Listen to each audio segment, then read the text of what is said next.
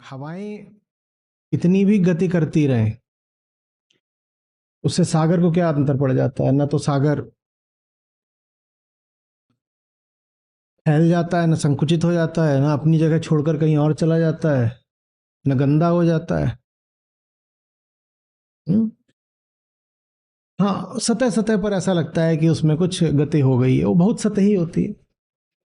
वास्तव में सागर तो किलोमीटरों गहरा होता है।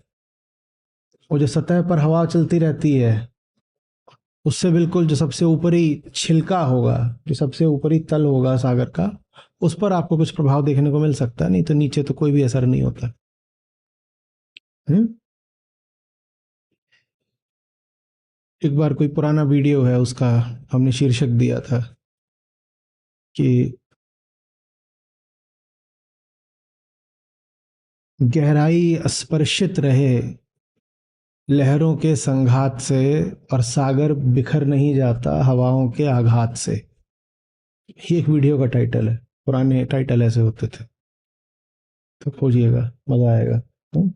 और जो बात उस शीर्षक में थी, वही बात बिल्कुल इस श्लोक में है। गहराई स्पर्शित रहे लहरों के संघात से, और सागर बिखर नहीं जाता हवाओं के आघात से। करीब 8-10 साल पहले की कोई चर्चा है, तो उसको ये शीर्षक दिया गया था। वही यहाँ प्रश्न होकर कह रहे हैं कि मैं तो सागर हूं, ये हवाएं बहती रहती हैं, मेरा ये कुछ नहीं कर देंगी। लेकिन हाँ, इन हवाओं से विश्व की दशा दिशा सब बदल जाती है, क्योंकि ये दोनों एक दूसरे पर आश्रित होते हैं। कौन? अहंकार और संसार, ये एक दूसरे पे बिल्कुल आश्रित होते हैं। तो हवा इधर को चली तो संसार उधर को चला, हवा रुक गई संसार रुक गया। यही सब इनका खेल चलता रहता है। ये अपना खेल खेलते रहें, मेरी गोद में इनका खेल चल रहा है, मुझे क्या फर्क पड़ता है। ये दोनों एक दूसरे पर परस्पर आश्रित हैं, मेरा क्या जाता है। तो मेरा कुछ जाता नहीं, मेरा कोई लेना देना नहीं। इसके लिए बड़ा सुंदर शब्द यहाँ पर अष्टावक्र लेकर आते हैं। कहते हैं मुझे क्या असहिष्णुता होगी। असहिष्णुता, कहते मैं इन सब चीजों के लिए सहिष्णु हूं। सहिष्णु से हम आमतौर पे अर्थ लगाते हैं उदार या सहनशील। कहते मैं ये सब सह जाता हूं।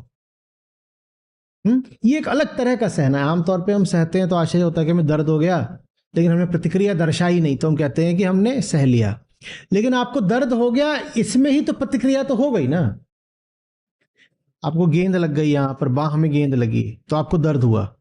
आप कब कहते हो कि हम सह गए, झेल गए, बर्दाश्त कर गए? जब आपको गेंद लग गई, लेकिन आप कोई प्रतिक्रिया दर्शाए नहीं। आपने दर्शाई भले नहीं, लेकिन प्रतिक्रिया तो हो चुकी है। क्या है प्रतिक्रिया? दर्द ही तो प्रतिक्रिया है। यहां पर जो सहनशीलता है, जो सहिष्णुता है, वो और आगे की है। यहां ही कह रहे हैं मुझे दर्द होता ही नहीं। वो जो विश्व पोत है, वो अभी इधर स्थित है, कहाँ? एशिया में। और वहां से बहते भटकते वो जाकर अफ्रीका पहुंच गया, मुझे कोई फर्क पड़ा ही नहीं। ये उस कोटि की सहिष्णुता है, मुझे कोई अंतर नहीं पड़ता। जितने भी उच्चतम गुण हैं जीवन के, जानते हो सारे के सारे कहां से निकलते हैं? मुझे कोई फर्क नहीं पड़ता। आप कोई गुण बताइए, चलिए खेल खेल लेते हैं। आपने उसकी जो भी परिभाषा कर रखी होगी, वो सामाजिक नैतिक होगी, लेकिन अगर आप उसकी वास्तविक परिभाषा पर जाएंगे, तो वास्तविक परिभाषा में आपको एक ही बात मिलेगी, मुझे कोई फर्क नहीं पड़ता। कोई गुण बताइए, किसी में कोई बात अगर अच्छी मानी जाती है, उसका नाम लीजिए। क्षमा, हाँ, या दया, इनको हम अच्छा मानते हैं ना। जहां दया तहां धर्म है, जहां क्षमा तहां आप। हाँ? तो साहब की बातें चल रही थी, तो इन्हीं दो को ले लो, दया और क्षमा। तो क्षमा का अर्थ आमतौर पे हम यही लगाते हैं कि उसने आकर मुझे चोट पहुंचा दी, लेकिन मैंने उसको माफ कर दिया। उसने तो चोट पहुंचाई, पर मैंने क्षमा किया नहीं। वास्तविक क्षमा क्या हुई? मुझे फर्क पड़ा ही नहीं तो क्षमा क्या करूंगा? ये हुई वास्तविक क्षमा। ये हुई वास्तविक क्षमा। इसी तरीके से एक दया वो होती है जिसमें सामने वाले की स्थिति देखकर आपको बुरा लग जाता है, क्योंकि आपकी स्थिति भी लगभग वैसी ही होती है, आपको अपनी स्थिति याद आ जाती है, आपको अपना दुख याद आ जाता है। ये एक तरह की दया होती है। और वास्तविक दया क्या होती है? करुणा, जिसमें आप कहते हो ये जो तुम्हारे साथ हो रहा है मैं जानता हूं कि ये झूठ है, लेकिन मैं फिर भी तुम्हारी मदद करूंगा। मैं तुम्हारी मदद इसलिए नहीं कर रहा कि मुझे फर्क पड़ गया है, मैं तुम्हारी मदद ठीक इसीलिए कर रहा हूं क्योंकि मुझे कोई फर्क नहीं पड़ रहा है। मैं जान गया हूं कि तुम्हारे आंसू झूठ हैं, तुम्हारा दर्द, तुम्हारी कराह झूठ है, तुम्हारी पुकार झूठ है, ये सब मैं जान गया हूं। और ये जानने के बाद जब मदद करी जाती है, जब दया दिखाई जाती है, तो उस दया का रंग अनूठा होता है, उसको फिर करुणा बोलते हैं। जीवन में जो भी ऊंचे से ऊंचा होगा वो आपके आत्मा स्वभाव से ही निकलेगा। और अगर कुछ ऐसा है जो आपके आत्मा स्वभाव से नहीं निकल रहा है लेकिन ऊंचा लग रहा है, तो अभी कसर बाकी है। अभी जो मामला है वो छिलकों पे ही चल रहा है, अभी केंद्र तक पहुंचे नहीं। समझ रहे? हम ये नहीं कह रहे हैं कि जो नैतिक किस्म के सद्गुण होते हैं उनको सबको त्याग दीजिए। हम कह रहे हैं उन सद्गुणों से आगे अभी आकाश बचा हुआ है, अभी और ऊपर जाना है। जो हमारे सद्गुण होते हैं वो सब सद्गुण अहंकार को सही दिशा दिखाने के होते हैं, लेकिन होते वो अहंकार के लिए ही है। और जो अंतिम सद्गुण होता है वो निर्गुण का गुण होता है। जो हमारे आम सद्गुण होते हैं वो होते हैं कि अहंकार कैसे आत्मा की ओर बढ़े। सब गुण किसके होते हैं? प्रकृति के होते हैं ना। तो अहंकार प्रकृति के मध्य कैसे यात्रा करते हुए मुक्त हो जाए। प्रकृति में ही अगर वो मुक्ति की ओर दिशा को जा रहा है तो हम कह देते हैं कि सद्गुणी है। सब गुण प्रकृति के भीतर ही हैं, तो यात्रा प्रकृति के भीतर कर रहा है पर मुक्ति की दिशा में, तो हम कह देते हैं कि ये व्यक्ति सद्गुणी है।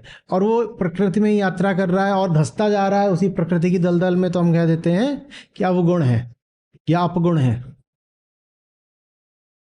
समझ आ रही? चाहे सद्गुण हो चाहे अवगुण हो, वो है तो प्रकृति के भीतर के ही और अहम पर ही लागू होते हैं। कोई इसमें दो राय नहीं कि सद्गुण अवगुण से श्रेष्ठ है, क्योंकि सद्गुण अंततः आपको मुक्ति दिलाएगा, तो वो ठीक है कि सद्गुण जो है अवगुण से तो श्रेष्ठ होता ही है। लेकिन सद्गुण से भी जो श्रेष्ठ गुण होता है हम कह रहे हैं वो निर्गुण का गुण होता है। यहां पर जो आपको बताया जा रहा है वो निर्गुण का गुण है। एक सहिष्णुता होती है जिसमें अहम बर्दाश्त कर गया, और एक सहिष्णुता होती है जिसकी आज अष्टावक्र बात कर रहे हैं, ये निर्गुण का गुण है। आत्मा निर्गुण है ना, तो उस आत्मा का गुण है ये। अरे मन इधर उधर जो चाहे करता रहे, अरे ये दुनिया का जहाज जहां चाहे भटकता रहे,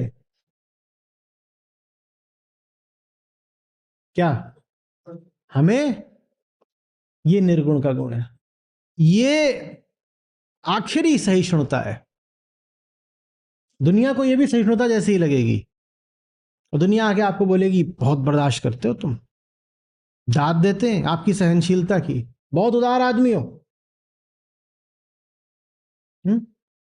और अगर आपने सचमुच बर्दाश्त करा है तो आप ऐसे कहेंगे सचमुच बड़ी मुश्किल से इसको 2 घंटे झेला।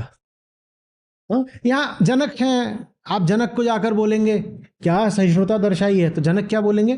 हाँ, क्या बोलेंगे? क्या बोलेंगे? नहीं पर मैंने तो कुछ झेला ही नहीं, कुछ हुआ था क्या? कुछ हुआ था क्या? हाँ वो जगत पोत जाकर के वहां फलानी जगह भिड़ गया था, टूट टाट गया था। अच्छा अच्छा अच्छा, और कहेंगे अच्छा अच्छा अच्छा, भीतर ही भीतर क्या कह रहे हैं? कोई फर्क तो मुझे पड़ा नहीं, कुछ हुआ होगा मैनू की,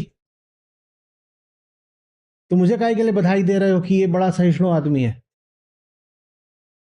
मुझे आ रही है? जब आपको, इतनी विचित्र बात है, सुनने में अजीब सी लगेगी, हो सकता है आपको विरोध भी उठे, जब आपको कुछ लेना देना नहीं रह जाता तो आप गुणों की खान बन जाते हो।